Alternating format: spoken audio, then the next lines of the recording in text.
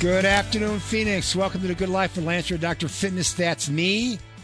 If you're a first-time listener, welcome to the show. Tell your friends about it because you're going to learn a whole lot today. Let me give you a little bit of background on myself so you realize I'm not some nutcase. Even though sometimes I'm called that. I'm a former Mr. America, Mr. Universe twice from the 1980s, life coach, nutritionist, and I was a student of the gentleman who coined the term core exercise, and a lot of stuff they do in therapy today came from him. I spent over 4,000 hours with him. He's a personal friend. I've known him since he was 17 years of age. But I got a lot of information from him about the human body, how to make you healthy, how to fix injuries, okay, how to deal with issues when it comes to weight and weight loss, all this various stuff. So my show is dedicated to people who want to be better, who want to feel better, who want to enjoy a good life. So I try to dig up material every week that would be interesting to my audience. And sometimes I get ideas when I'm watching television because I get up really early in the morning because I start working with people like 5 o'clock, 5:30 in the morning. And they're people of my age and older. I'm almost 69 years of age. Next month, I'll be 69. So, I'm considered a senior. And so I watch TV and I go, well, this might be an interesting topic. So I see this commercial and this lady's in this commercial. And, the first thing you grasp onto is she's overweight. Okay. It was quite visual. And because television's a visual thing, unlike radio, which is more what you hear. And she talked about ended up in a hospital because she had this blood clotting problem she had and pulmonary embolism. And then they basically found she had this particular gene that predisposed her to blood clotting. I go, really? So I decided I was going to do a little bit of research, and I went back into some of my older material from many, many years ago, and I brought up an article and a story from a geneticist that I had talked about many, many years ago, a Cynthia Kenyon, who's with the University of California, San Francisco, who studied earthworms. And she almost won a Nobel Prize in medicine on this study. And basically what the study was about is aging a disease. So what she did is she looked at these earthworms, right? And just like every functioning biological creature on Earth, basically we have a period of time that we live and then you die. Of course, that's why we reproduce, to keep, our genetic pool going. Well, the worms are no different. So she looked really closely at these worms.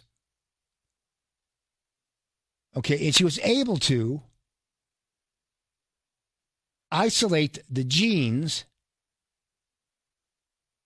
that turn aging on and off. Turn aging on and off. And what she found,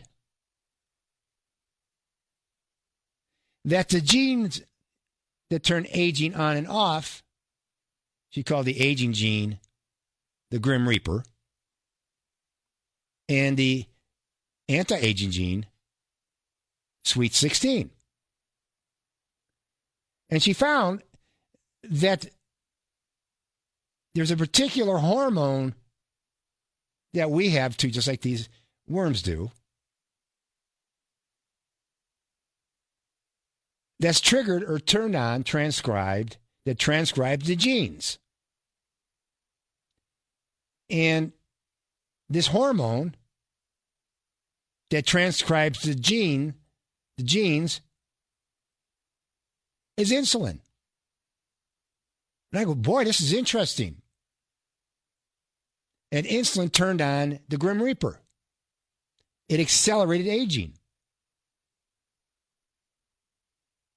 And she found when she was able to turn that gene off, it increased the longevity of these earthworms by an incredible amount. that would be equivalent to humans that we would live up to be 400 years of age. Sounds like someone from the Bible days, doesn't it? And so the insulin turned this on. It makes sense because when you look at diabetics in general, type 2, and the fact that in this country we have nearly 100 million Americans that are pre-diabetic, another 40 million that are diabetic, that this is turning on the aging in Americans today and an acceleration of the disease processes. It also makes sense that research being presently done in many of the universities today is using the keto diet, the low-carb diet, to treat things like Alzheimer's, heart disease, cancer, your neurological diseases like MS, Parkinson's. I can go on and on. Because when you eat low carb, you have less insulin. And less insulin means less turning on of these aging disease genes. In fact, it was so convincing to her. Her name is Cynthia Kenyon. So just in case you want to look it up. Okay, and look up anti-aging carbohydrates. I've got one of her news articles right in front of me. This was so convincing to her that she changed her diet. And her diet looks more like Dr. Fitness.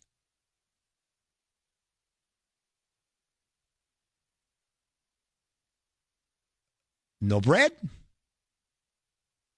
no rice, no corn, no corn products. She reduced those greatly because carbohydrates trigger insulin. Her diet looked like mine.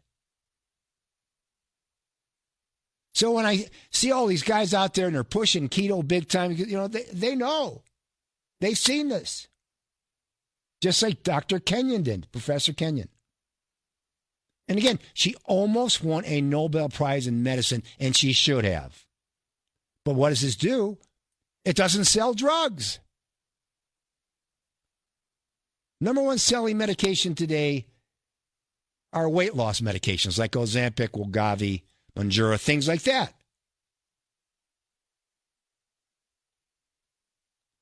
Glucagon-like peptide 1 that works with blood sugar. It makes insulin work better, so you need less insulin to keep blood sugar under control. These are diabetic medications. The agenda is not to get you healthy. The agenda is to keep you fat and sick.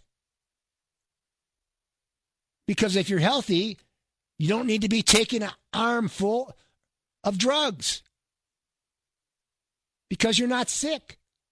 Or sick as often. Or as sickly. They're not going to tell you the truth. So Big Pharma makes buku bucks. In fact, in 2022, an especially profitable year for pharma, the 8 biggest U.S. pharmaceutical companies reported profits of $10 billion domestically, that's in the States, on revenues of $214 billion and paid taxes only on that portion. Outside the U.S., they reported $90 billion in profits on revenue of $171 billion, paying $11 billion in taxes abroad. Very little. And then you get the food companies. They're in cahoots with each other. They're working together. That's why you see even like a television station like Fox. Many of the people on the board of directors there sit on the board of directors of big pharma companies and food companies. They go from one place to another. And their pay is tied into the profits of these companies that they sit on the board for. Think about it now. They're going to make sure those commercials run to sell you the product they're trying to get you on. Drugs and food. Make you fat, make you sick, get on my pill. They're not going to tell you the truth. Watch the carbohydrates.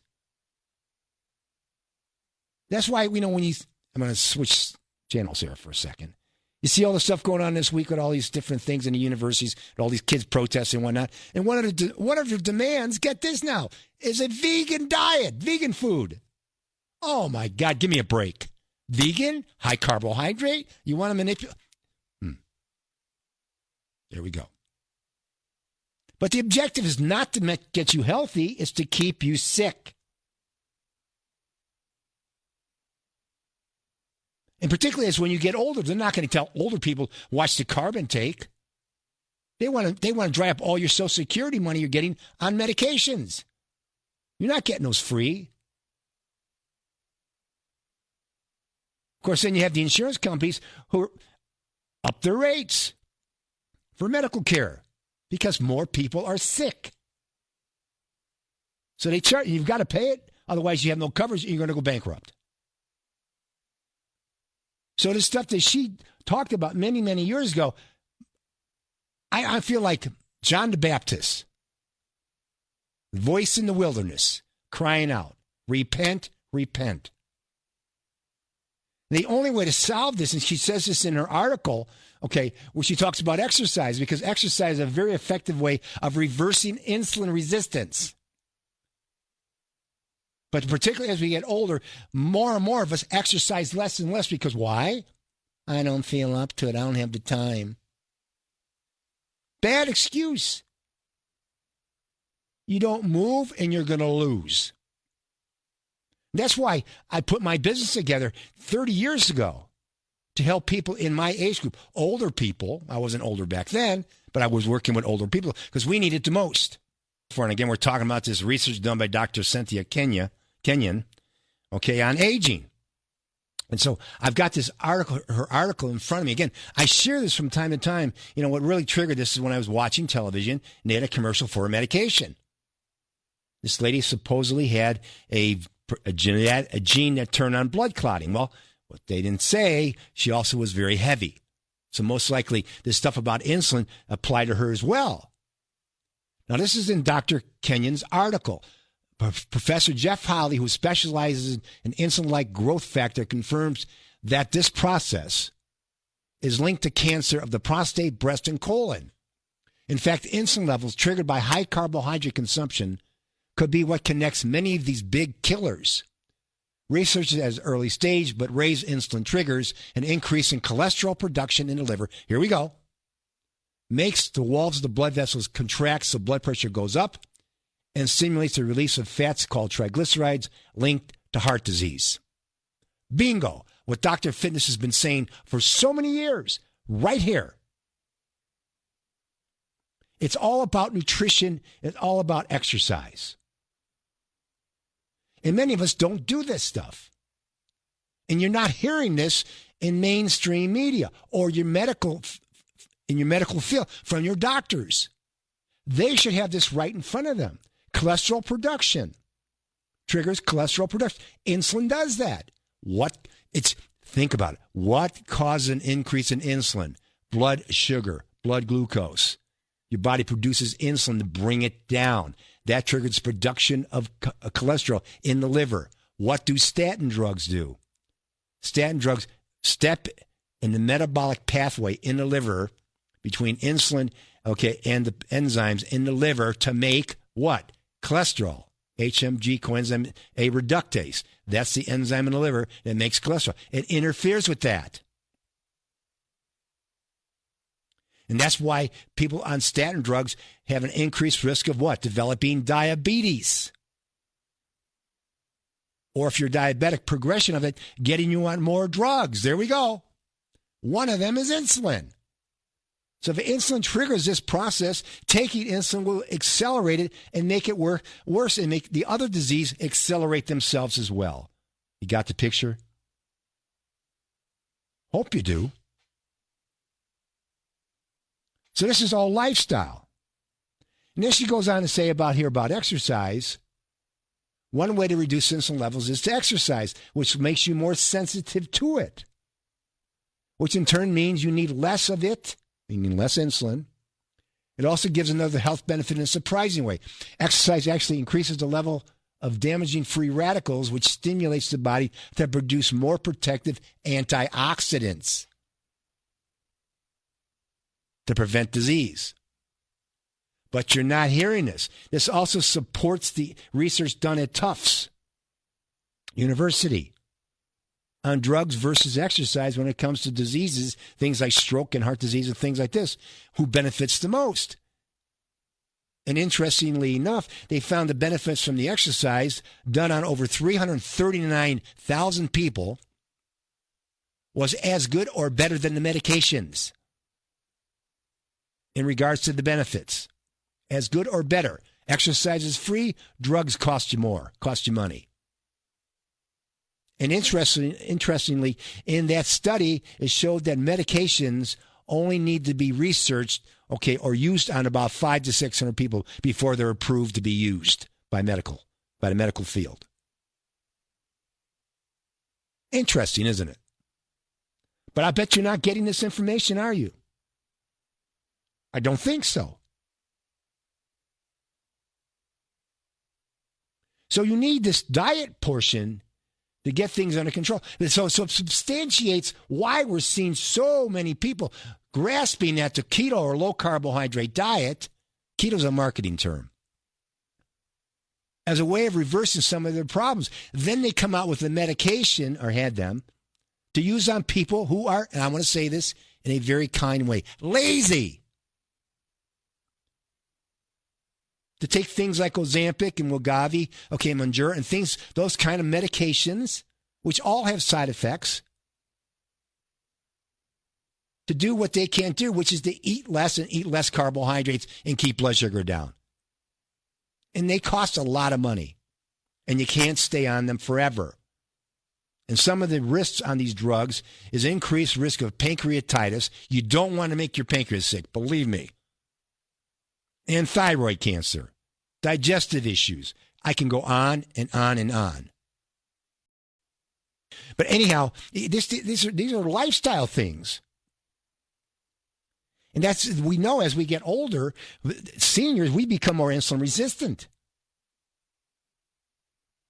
Look at this stuff from the University of Alabama, Birmingham, done on seniors, and diabetes. And one of the best ways to reverse some of these problems is a low-carb diet. But you haven't heard that, have you? And exercise. Well, I don't know about you, but, I want to spend the last 20, 30 years of my life feeling good and being active. I don't want to be sitting in the chair staring at a wall. And we're talking about aging and how the aging genes are actually turned on, by the environment that they're put in, and those genes are transcribed by nutrition and exercise. And that's why I asked my good friend Dr. Scott Mitchell to join us today to talk more about this and the role of chiropractic in prevention of the aging process or slowing of that. Hi, Scott. How are you? Good, Lance. How you doing today? I'm doing absolutely fabulous. Absolutely fabulous. Awesome. Talk to us more about how to slow the aging process, and the roles of chiropractic, and what it actually does for the body.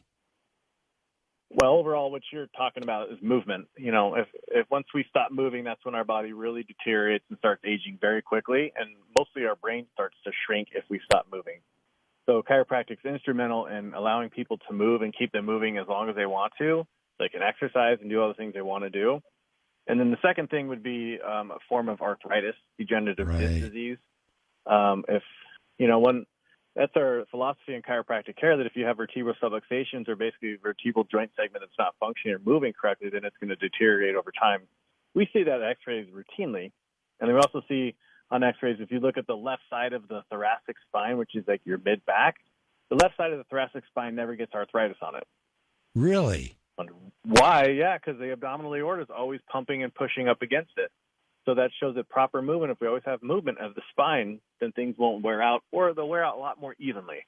Interesting. So that's a big thing that we do, is prevent degeneration, disc disease, disc herniations, things like that. Yes, people need to, from a regular standpoint, that's why I call you my doctor, because I go to see you all the time. Mm-hmm. Because I feel I get a whole lot more than that to go sit down and someone tell me, everything looks good in your blood work. I know that. Yeah. But because I'm biological and I have all these muscles and bones and stuff, I need to take care of that too, so I can stay active. Because being, in my age group, I'm almost 69. okay, you're going to have normal wear and tear, but I want to make that normal wear and tear slower so I can stay more active and enjoy my life and slow the aging process down. And that's what chiropractic does, particularly the kind you do. Okay, I've seen you work on little kids and older people, all this stuff. I see them where they come and can hardly walk, and they can walk out the door. It's incredible to see this, But they need to understand. Sure, that's the best part. Yeah, it's fabulous. I mean, I know it's really, really rewarding for you, just like it is me to see them come see you. Because I know, if you want to stay active, you have to keep things in working order. And that's why I compare myself to a finely tuned automobile, keep rotating the tires, changing the plugs, and you can last a long, long time. And I know that's a good point, too, because you do your part, too. We say in our clinic it is a 50-50 process. So we always give our patients things to do, homework, stretches, so that way they're doing their part. And they can also, really save them visits at the clinic. They don't have to rely on us all the time. So we've got to give them a lot of information on how to take care of themselves the best they can. So they avoid, traditional chiropractic, care, or they can also avoid, the other side, the allopathic sick care model that we all follow. Which is nothing but medications they load you up on. You don't want that. Yep. Okay, we're talking about aging. We're talking about this research done by Dr. Kenyon. All right, that's been out there for quite some time, almost won a Nobel Prize in medicine. And, of course, she didn't, because if she wins a Nobel Prize in medicine and they have to share this information, Big Pharma doesn't benefit. You have to make a drug to do this stuff. Because you can't, this is called diet and exercise, there is no money in that.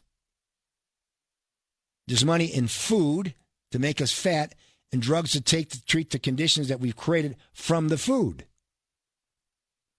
That's why when we look at the American populace today, we have 43% of our population is obese. Throw another 35-40% on top of that, they're overweight. So over 3/4 of our population is overweight or obese. And obesity back in the 1960s and 70s was extremely low. Not anymore. The average female's waist today is over 39 inches. The average male is about 41. Average. 80% of men and women over the age of 55 are diabetic or pre-diabetic. 80%. So they're out there triggering this gene that I'm talking about, the Grim Reaper that accelerates the aging process. And you wonder why we see such a tick up in heart disease and cancer. More medications to treat the condition. Now, here's one for you. Did you realize that cancer cells produce their own insulin? Did you realize that cancer cells have 10 to 20 times these insulin receptors that I'm talking about? 10 to 20 times. So when you're eating this kind of diet that you're supposed to avoid, you're going to trigger these genes and you're going to accelerate the aging process and the disease process. Colon, breast, prostate cancer, and other cancers as well. Now, here's something for you on exercise. This is from the Daily Mail. You're going to like this stuff. Ladies, this is for you. Women can exercise half as much as men, yet enjoy greater benefits to their health, study shows. Research found women can get more cardiovascular benefits from exercise. Women can do half the hours of aerobic activity and exercise and still benefit, researchers say. Women only need to do half as much exercise as men to reap the same heart benefits, the study says. Those who exercise regularly are significantly less likely to die from heart attack or strokes compared to men, even when they do put in less effort. Overall, women and men with active lifestyles were 24 to 15% less likely to die early compared to those leading sedentary lives. Women were also 36% less likely to suffer a fatal heart attack, stroke, or other cardiovascular event compared to 14% for men, researchers found. Experts said that the findings should encourage more women to take up exercise, knowing a little can make a real difference. There we go. And what did I say, referring to the article by about Dr. Kenyon? Is what exercise does? Helps with insulin resistance. Now, I have my own take on exercise. We use a system we call PHA, peripheral heart action, where you move from upper to lower body using resistance without resting to get the muscles to pump and push blood. They found us to be more effective when it comes to cardiovascular fitness than high-intensity interval training.